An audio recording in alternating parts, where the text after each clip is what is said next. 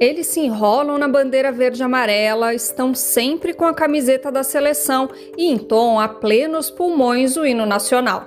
Mas odeiam samba, não assistem cinema brasileiro e têm sonho de morar em Miami. A ascensão da extrema-direita trouxe consigo um fenômeno peculiar: o patriota que odeia o Brasil. O carnaval, a maior festa popular do país, é alvo preferencial. Todo ano vem os mesmos discursos condenando a promiscuidade e o gasto de dinheiro público com a folia. Julgamento que não atinge, por exemplo, a Oktoberfest, apesar da festa alemã que acontece em Blumenau ser regada a bebida alcoólica. O BDF Entrevista de hoje mergulha nessa aparente contradição. Por que quem diz amar o Brasil acima de tudo despreza a brasilidade? Olá, eu sou Raquel Sedes e começa agora mais um BDF Entrevista. Por aqui a gente sempre traz um tema atual com aquela visão popular que é a cara do Brasil de fato. E para o papo de hoje eu recebo uma pessoa que entende muito de cultura popular e de festa, o historiador e escritor Luiz Antônio Simas. Obrigada pela sua participação aqui com a gente. Eu é que agradeço o convite, Raquel, e vamos conversar um pouquinho aí sobre essas brasilidades. Bora lá, queria já começar com uma pergunta que o próprio vídeo já trouxe. A pessoa se enrolar na bandeira do Brasil, mas odiar samba, odiar tudo que é brasileiro, é uma contradição? Ou, na verdade, a gente está falando de duas ideias diferentes e até antagônicas do que é o Brasil? Eu não diria que é uma contradição, eu diria que é um sintoma da complexidade que envolve o debate sobre a identidade nacional brasileira, né? O Brasil é fruto de um processo colonial extremamente violento, que não se manifesta apenas, evidentemente, nos corpos, mas se manifesta também em contextos vinculados a sentidos de mundo, no campo simbólico, elaboração de ideias, noções de pertencimento, identidades. A rigor, existe um Brasil que tentou construir os fundamentos de sua identidade nacional, apagando os saberes que não são brancos, apagando as tradições vinculadas às culturas africanas e indígenas. Esse Brasil adotou durante muito tempo um recorte europeu como horizonte civilizatório e, num certo momento, passou a adotar um recorte norte-americano como horizonte também do que seria a civilização. Então, me parece que é um sintoma desse tensionamento que marca o Brasil como problema. O que nós somos, o que queremos ser, de onde viemos, para onde nós vamos. E isso, a rigor, para concluir esse início do nosso papo, isso, a rigor, não surpreende em se tratando de um processo histórico de fundamentos coloniais. Isso é absolutamente marcante em processos históricos marcados pela violência da colonização, né, pela violência da expoliação, da concentração de propriedade e riqueza. Então, esse tensionamento que marca o Brasil, que é muito mais um país de conflitos do que consensos, ele se manifesta, inclusive, em relação ao carnaval. Uhum.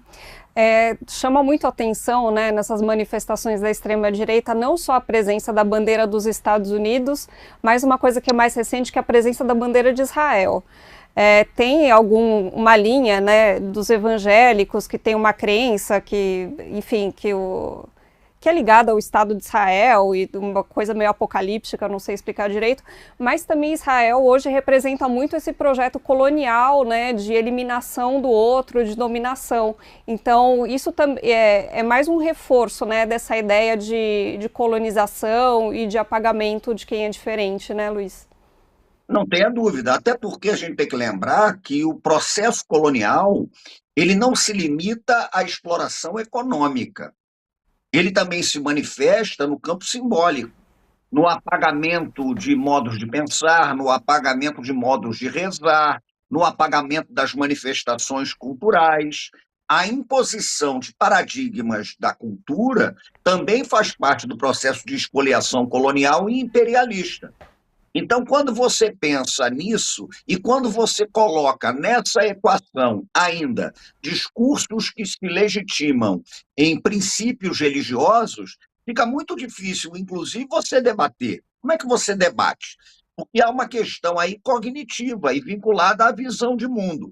Se você parte do pressuposto de que existem povos escolhidos, de que existem culturas superiores, de que existe uma vontade manifesta de uma determinada divindade, e você é apenas um instrumento dessa vontade manifesta, isso é muito complicado, né? Então, nós temos processos que, em geral, são marcados por extrema violência, e repito, porque acho que essa é uma dimensão que a gente tem que trabalhar com muito cuidado, mas com muita contundência, violência que não se manifesta apenas no campo material, na aniquilação de corpos, na domesticação de corpos, sobretudo vinculados a uma certa estrutura que envolve os interesses do capital, mas que também se manifesta nesse campo simbólico e se vincula ao apagamento de saberes que não são aqueles dos povos que, por alguma razão, acham que são escolhidos. Então, isso é extremamente perigoso, né? Essa coisa de você achar que você tem um destino histórico determinado, uma predestinação ou um destino manifesto, é perigosíssimo, porque a priori você parte do princípio que está autorizado, em nome de um discurso de transcendência, a aniquilar o outro. Então a alteridade morre nesse processo, não tenha dúvidas. Bom, se de um lado tem a dominação, do outro lado também tem a resistência, né, Luiz? Então eu queria que você explicasse uns conceitos que você trabalha, que são os de culturas solidárias e culturas de contra-ataque. Sim, porque eu costumo dizer que eu acho que não é só resistência. É resistência, mas vai além disso.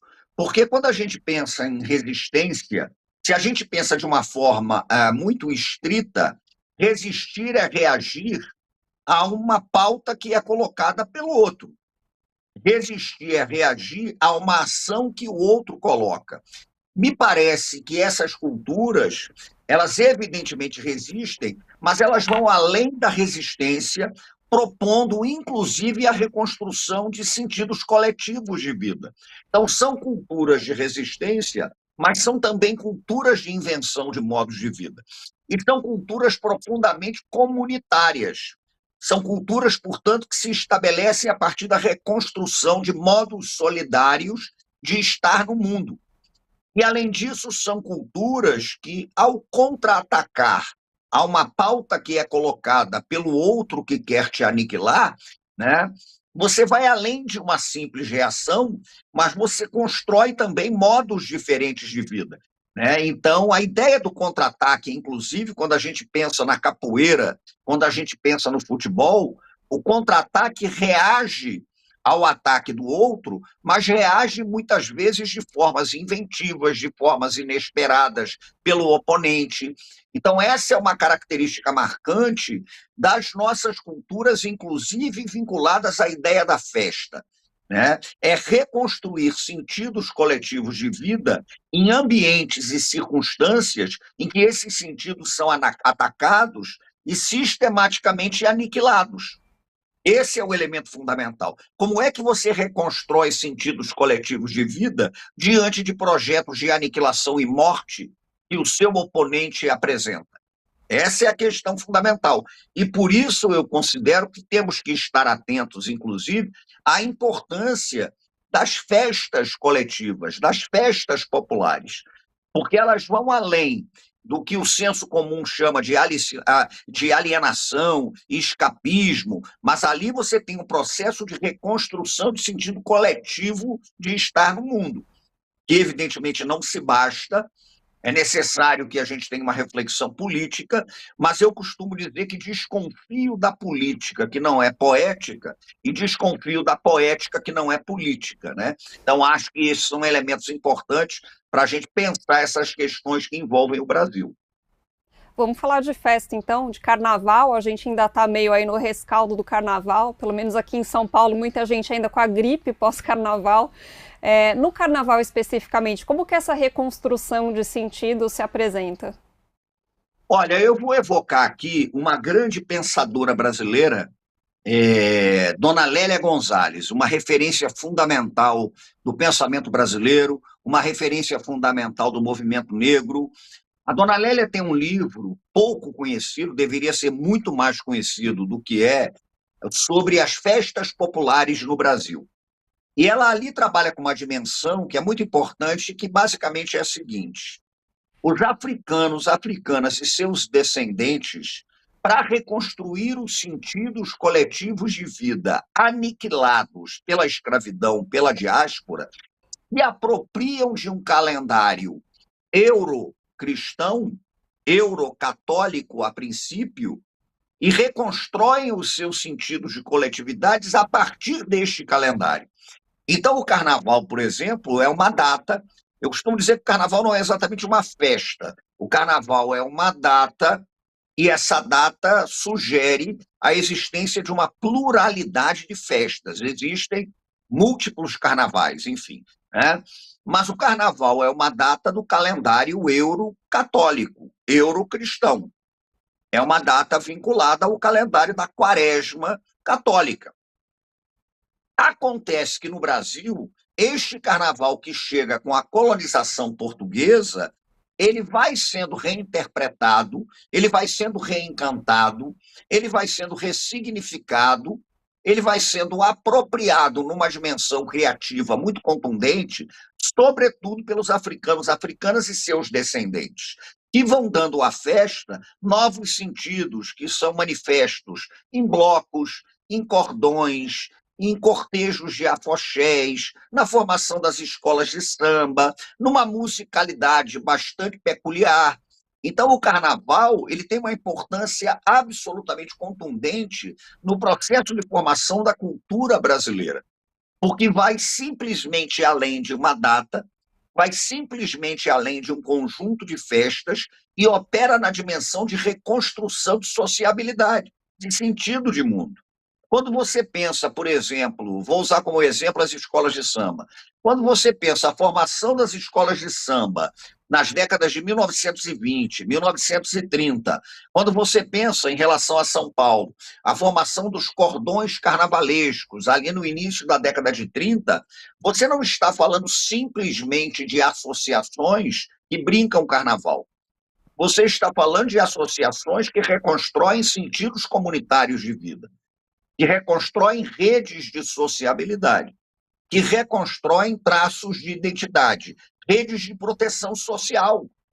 Esse é o elemento que é mais importante.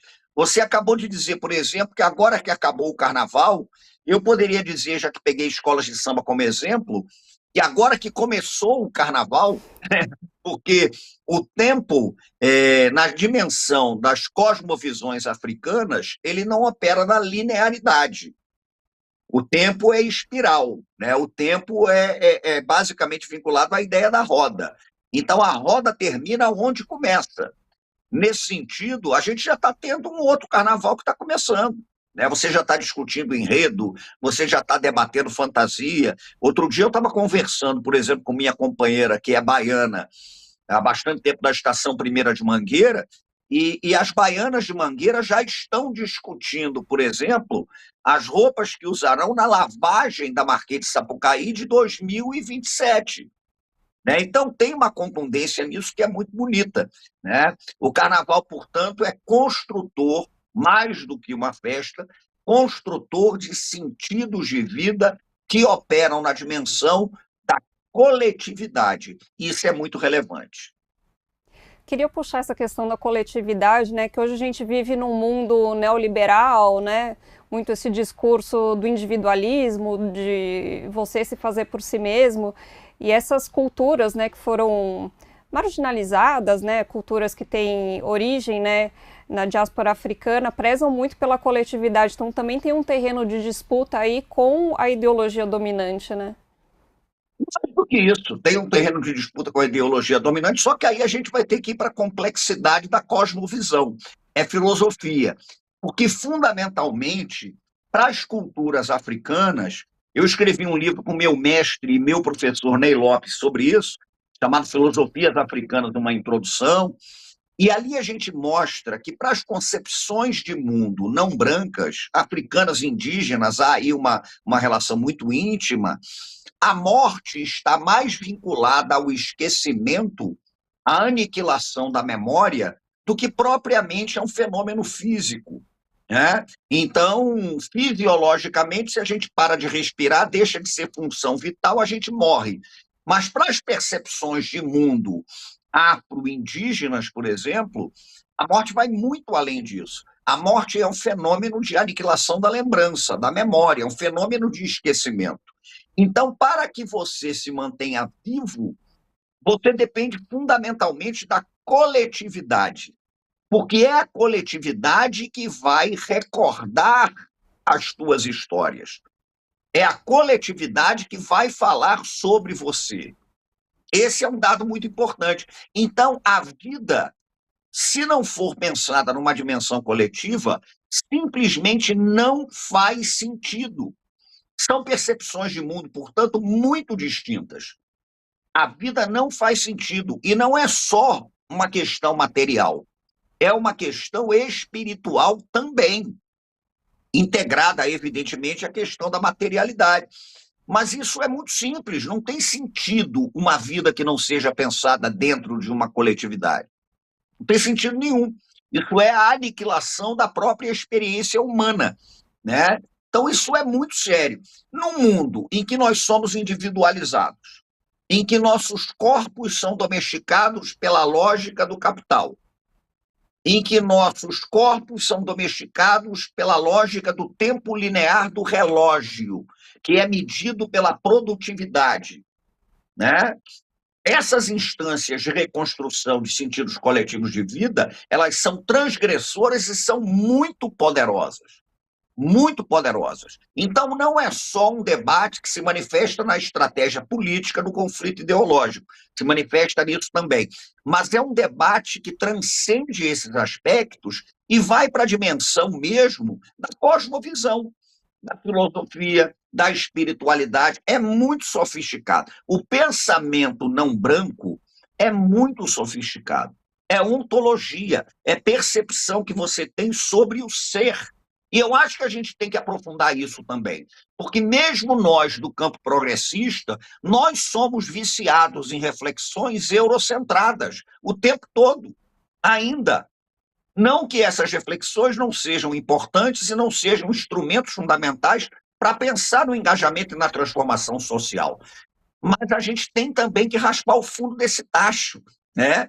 E entender que há percepções poderosas de mundo que são importantíssimas para a gente tentar construir, enfim, vidas que sejam, digamos, mais dignas, né? Num processo em que tudo parece ser devorado pela lógica da financiarização. Eu acho que tem muito disso também. Uhum. Você estava falando, eu estava lembrando, eu trabalhei em um outro local, né? Eu trabalhei com alguns anos num programa que era de cultura popular brasileira, né? Então fiz matéria sobre jongo, batuque de umbigada. E aí essa presença dos ancestrais é muito, né? A presença presente vai ficar meio feio de falar, mas é uma coisa muito viva ali, né? Eles sempre estão lembrando as pessoas que já se foram, mas que ajudaram a construir aquilo. E também tem um outro detalhe que é muito importante também, que as comidas que são feitas, tem uma parte que é para vender, mas se doa, né? A pessoa Sim. vai na festa do jongo, você ganha lá não lembro se era uma galinhada, era alguma coisa lá que era uma comida típica que eles faziam. Então é um outro jeito, né, de encarar a vida que não é ligado ao dinheiro, não é ligado também a esse tempo linear, como você mesmo falou. Sim. E é importante até discutir o que, que nós estamos chamando de saber ancestral, né? Porque tudo que é ancestral nas mais diversas culturas, enfim, mas é ancestral porque continua fazendo sentido hoje. Dialoga com o contemporâneo, dialoga com o tempo de hoje. Se deixa de fazer sentido hoje, não é ancestral, é simplesmente antigo, né? É uma relíquia antiga. Mas o pensamento ancestral, ele é atual, ele dialoga com o tempo presente. Por isso é que eu gosto, inclusive, e eu até prefiro, chamar as culturas populares de culturas tradicionais, né? Por quê? Porque tradição, ela não tem um sentido estático. Tradição, a rigor, é aquilo que, fundamentado no tempo, acaba te levando para frente. Tradição é aquilo que dialoga com as questões contemporâneas. Tradição é elo. A própria palavra, né, traditius, vem do latim, é elo, é um elo que você coloca numa corrente. Essas culturas são tradicionais. E elas são tradicionais porque elas são culturas contemporâneas. Parece um paradoxo, muita gente não entende, né? Mas as culturas tradicionais são tradicionais e ancestrais porque conseguem manter a sua atualidade. Elas conversam com o nosso mundo o tempo inteiro. Quando você se refere ao jongo, o jongo é uma manifestação do complexo de danças de umbigada das culturas banto, né, dos povos que vêm, sobretudo, daquela região do Congo, Angola e de uma parte do Gabão, bem escravizados para cá, e de Moçambique também, na costa do Índico, e que reconstroem os seus modos de vida nessas instâncias coletivas, e sempre relacionadas à ideia da memória, à ideia da tradição, à ideia do ancestral. Esse é um elemento absolutamente crucial. Então é isso mesmo, é reconstrução de sentidos mais amplos de vida a partir da ideia da coletividade e a partir da ideia da solidariedade. Voltando um pouquinho a falar do carnaval, né? Você mesmo já disse em várias entrevistas que o carnaval é algo que sempre esteve em disputa, né? Então, se hoje a Sim. gente, quando fala de carnaval, a gente pensa em samba, em bloco de rua, houve também um movimento que queria que o carnaval fosse festa de salão, desfile de carros, né? Uma coisa bem europeia. E agora a gente está vendo uma disputa também, pelo menos em São Paulo esse ano a gente viu muito, que é do capital querendo se apropriar do carnaval de rua. Que o carnaval de rua de Sim. São Paulo foi uma coisa que cresceu muito rápido, uma coisa, né, meio explosiva. Então, por exemplo, esse ano teve um bloco da escola com um DJ estrangeiro, uma coisa que não tem muito a ver com carnaval. E que esse bloco foi, né, foi colocado ali meio às pressas, acabou estragando o desfile de um outro bloco já tradicional aqui de São Paulo. Então, a gente tem que ficar de olho nisso também, né? Porque o capital está sempre querendo se apropriar para É conseguir isso. fazer o seu lucro, né? Eu acho que hoje o carnaval, sobretudo de rua, ele tem que negociar com três instâncias. Primeira é, evidentemente, uma instância que envolve um discurso de ordem pública, que é marcante na história do carnaval. Você vai para o século XIX e os debates envolvendo carnaval, ordenação pública, uso da rua, direito à cidade, tem essas questões todas que envolvem o carnaval. O outro ponto, que você inclusive já mencionou, é vinculado a um certo imaginário que desqualifica o carnaval como a festa do pecado. E isso está muito aflorado no Brasil, sobretudo com o avanço nas últimas 3 décadas, pelo menos, de algumas, não todas, designações evangélicas que operam nessa dimensão da demonização do outro, e é uma dimensão também que envolve a disputa por um certo mercado religioso. Então, o carnaval está sob ataque desse discurso de ordem moral vinculado ao imaginário do pecado. E o terceiro ponto, que eu acho que talvez seja o mais preocupante, é essa tentativa de cooptação do carnaval pelo discurso de financiarização da vida.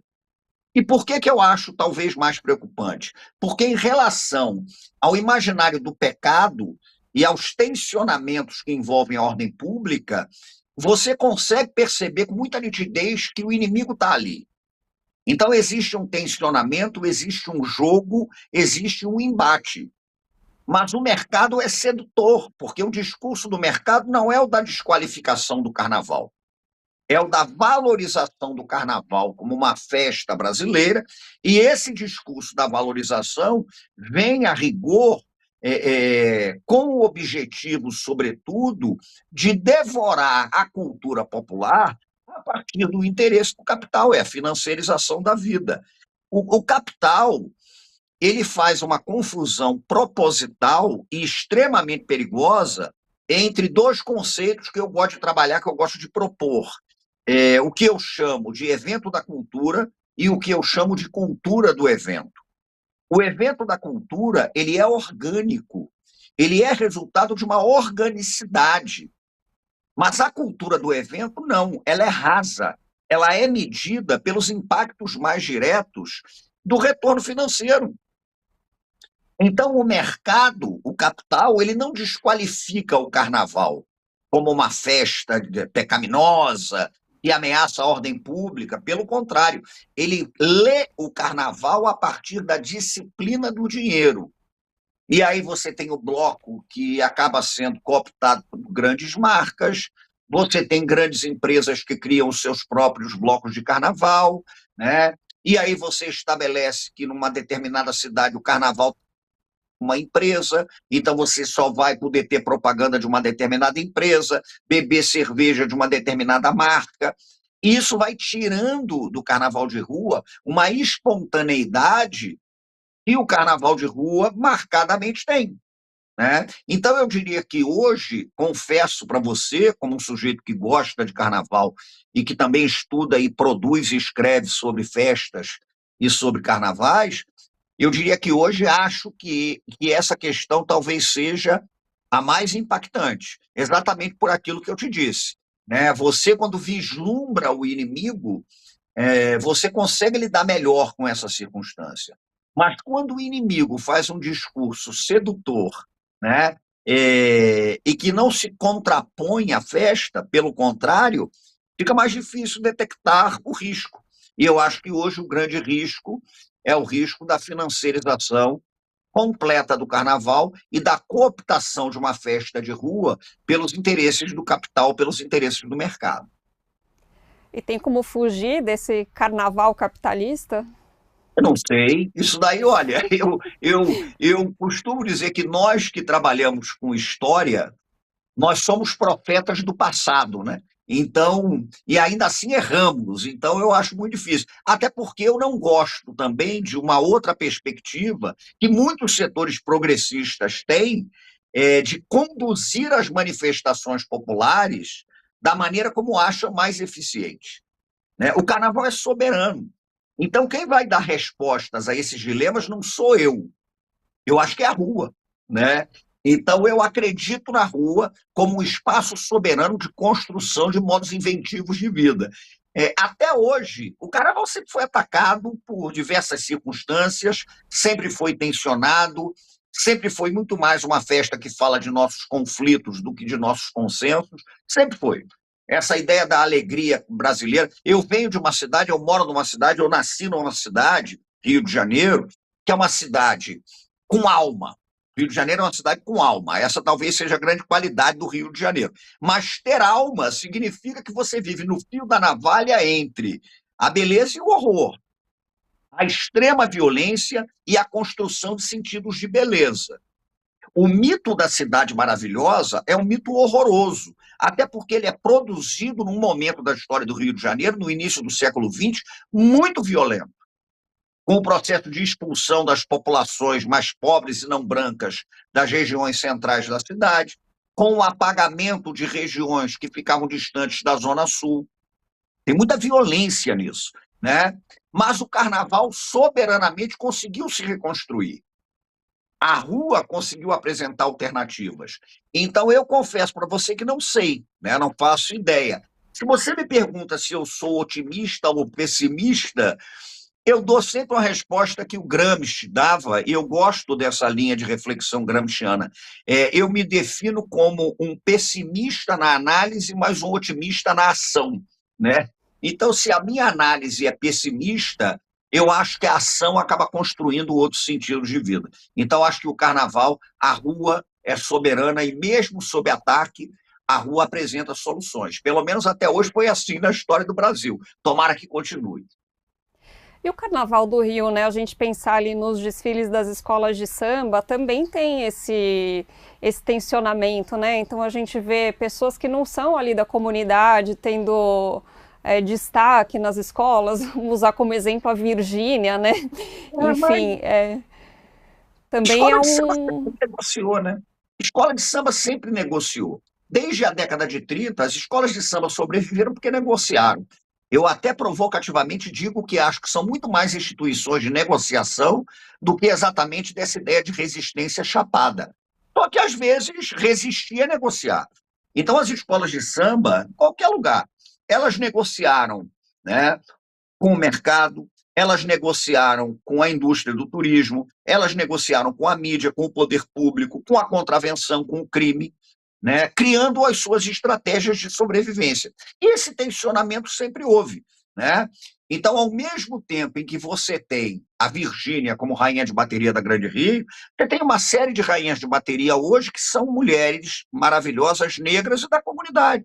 É o caso da Evelyn da Mangueira, é o caso da Maiara do Paraíso do Tuiuti, é o caso de uma tradições de rainhas de bateria que a Beija-Flor de Nilópolis tem, ligadas à comunidade, desde a Soninha Capeta, que foi uma rainha de bateria exemplar. Enfim, tem muita coisa acontecendo, né? Então, ao mesmo tempo que você tem uma Virgínia, que é um corpo, digamos, um pouco estranho à dimensão da tradição carnavalesca, né? Você tem a força ainda das alas de baianas, você tem a força ainda dos componentes da bateria, né? A escola de samba é tensionada o tempo todo. De novo, eu repito aquilo, nós estamos muito acostumados no Brasil com um discurso que elabora um imaginário do consenso como elemento da nossa formação, quando, a rigor, nós somos muito mais filhos do conflito, né? As escolas de samba, por exemplo, têm um desafio pela frente, que é transformar, no Rio de Janeiro isso acontece, e eu acho que vale para outros lugares, mas é transformar o espetáculo dos desfiles num espetáculo mais acessível às próprias comunidades. Porque não adianta você ter a comunidade desfilando, a baiana desfilando, a bateria desfilando, esses tensionamentos todos, quando grande parte do público do dia do desfile é formado por gente que não tem nenhuma relação com essas comunidades, num processo de camarotização, como eu costumo dizer, né, em que o sujeito vai para o sambódromo, para um camarote daqueles, muito mais porque é um ambiente instagramável, né, ou então porque quer fazer network, essa coisa medonha, né, do mundo corporativo, essas expressões bizarras, ridículas, paupérrimas, cafonas, né, que o mundo corporativo traz. Então, eu concordo contigo. Eu acho que é um embate, né? E tem disputa. Eu acho que o importante é saber que tem disputa. Essa é a questão que eu acho que é fundamental. Falando nessa questão da identidade nacional, né, em alguns momentos da história brasileira, a construção de uma identidade nacional chegou a ser uma política de Estado. Então, se a gente pensa ali no Getúlio Vargas, foi com ele que o samba, né, passou de ser algo marginalizado a ser algo que é parte, né, da nossa identidade como brasileiros, o modernismo do JK. Isso foi perdido por quê? Bom, primeiro eu acho positivo que em alguma medida isso tenha se perdido, né? Porque essas construções identitárias, por exemplo, você citou da Era Vargas, elas operaram numa dimensão em larga medida que parte do princípio que os nossos dilemas e contradições históricas teriam se resolvido no campo da cultura. E isso, em larga medida, apaga a violência da nossa formação. O processo, por exemplo, de legitimação do samba como um ritmo definidor de uma certa identidade nacional não veio acompanhado do processo de legitimação do sambista. Esse é um detalhe muito importante, porque a legitimação do samba não corresponde à legitimação das comunidades vinculadas à cultura do samba. A gente tem que estar muito atento a esse tipo de coisa, né? Então, a rigor, esse embate é um embate que atravessa a história da República. Resumidamente, quando a República é proclamada, e a República é proclamada pouco tempo depois da abolição da escravidão, a República começou a pensar a questão da identidade brasileira. E você tem uma geração inteira de intelectuais republicanos que pensaram a identidade brasileira a partir da ideologia do branqueamento. Você tem uma geração inteira que considerava que o caminho para a construção de um Brasil civilizado passava pela construção de uma identidade nacional de viés branco e europeu. E isso vai se manifestar em políticas de atração de imigrantes europeus, mas também na desqualificação de saberes não brancos. Perseguição aos sambas, às religiosidades não brancas, ao campo simbólico de elaboração de sentidos de vida dos descendentes de escravizados. Esse projeto de branqueamento vai ser muito vigoroso. Na era Vargas, isso muda, porque o projeto de branqueamento fracassou em larga medida. A era Vargas já vai propor um outro tipo de discurso. Reconhecer que o Brasil é resultado do encontro entre brancos, negros e indígenas. Acontece que essa criação ela vem acompanhada de mitos cordiais vinculados à ideia da democracia racial, de que nós conseguimos resolver dilemas de uma história violenta, criando uma cultura mestiça. Isso também é muito perigoso. É evidente que o Brasil tem uma cultura que é mestiça, ainda que esse termo seja muito problemático. O problema não é esse. O problema é reconhecer que isso não é fruto de consensos, é fruto de violências, é fruto de processos de expoliação, né? Então, às vezes, é bom arregaçar essa ideia da identidade nacional para repensar o Brasil, porque os mitos cristalizados de identidade nacional são muito perigosos. Identidades fixas, elas são confortáveis, mas costumam ser mentirosas, né?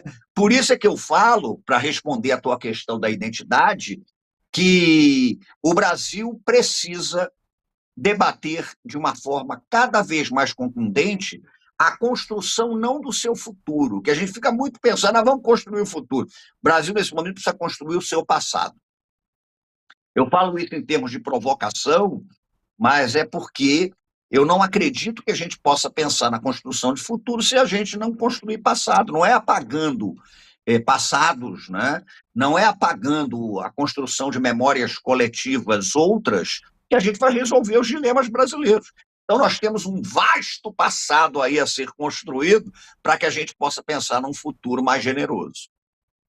Vou fazer uma pergunta que não é nada fácil, mas você vislumbra alguns caminhos para que essas culturas de contra-ataque, essas culturas de solidariedade possam não ficar só restrita ao carnaval, ao terreiro, às culturas tradicionais e possam nos ajudar a criar um novo projeto de país? Olha, eu não acho que elas estejam restritas a isso. Quando você, por exemplo, fala de carnaval, carnaval já começou. Né? Eu vou te dar um exemplo muito simples. Você já tem forte movimentação nas comunidades do samba pensando no Carnaval de 2027. Uma escola de samba, ela não existe porque desfila, ela só desfila porque existe. Eu acho também que, às vezes, a gente tem que observar mais os processos de construção da vida em seus aspectos cotidianos. E eles estão acontecendo. Às vezes podem fugir às nossas expectativas do campo progressista, mas eles estão acontecendo. Então, as pessoas estão reconstruindo incessantemente seus modos de vida, as suas redes de solidariedade, no amiudamento da vida, isso acontece. Então, eu não acho que isso se manifeste apenas em eventos, em festas, em carnaval, isso é cotidiano. Você tem rede de solidariedade que se manifesta no perrengue, por exemplo, do trem. Você tem rede de solidariedade que manifesta-se em cozinhas solidárias. Né? Eu acredito, a rigor, cada vez mais, eu vou lhe confessar, é uma percepção minha, eu cada vez mais sou, digamos, um desiludido da ilusão dos grandes processos, mas eu cada vez mais gosto de perceber como, em pequenos processos cotidianos de construção de sentidos de mundo, você vai se contrapondo a esse horror. Né? E se isso vai acontecer ou não, se nós vamos chegar a um lugar melhor ou não, aí eu vou lembrar de uma frase do Guevara, quando perguntaram ao Guevara se não era uma alucinação essa luta dele por transformação e tal, e ele disse uma coisa muito simples, olha, mas eu não luto pela revolução porque eu acho que ela vai acontecer, eu luto porque acho que ela é necessária. Então eu acho que tem sim processos acontecendo. Agora, eu não estou minimamente vinculado à posição do iluminado. Eu acredito em processos orgânicos que fundamentalmente venham do chão. Hoje você tem no Brasil um movimento indígena que está se organizando de uma forma muito profunda, né, muito contundente. Hoje você tem, por exemplo, uma juventude negra que entrou nas universidades e vem construindo outras perspectivas e outras narrativas. Então, eu acredito nesse processo, sim. Né? Eu não sou um sujeito messiânico que acha que o fim inexorável da história é a solidariedade, não acho, mas eu acho que tem luta, eu acho que é jogo, né? E esse processo está aí, está acontecendo. né? E acho que ele é cotidiano, não acho que ele se limite a festas e etc. Pelo contrário, a festa é a culminância de experiências cotidianas de construção de sentido de vida. Luiz, muito obrigada por esse papo, viu? Foi ótimo a gente entender melhor tudo que tá, né, por Valeu. trás da festa, por trás da celebração. Obrigada. Eu te agradeço. Valeu. E assim a gente encerra mais um BDF Entrevista. Muito obrigada pela sua audiência, pela sua companhia e até uma próxima. Tchau.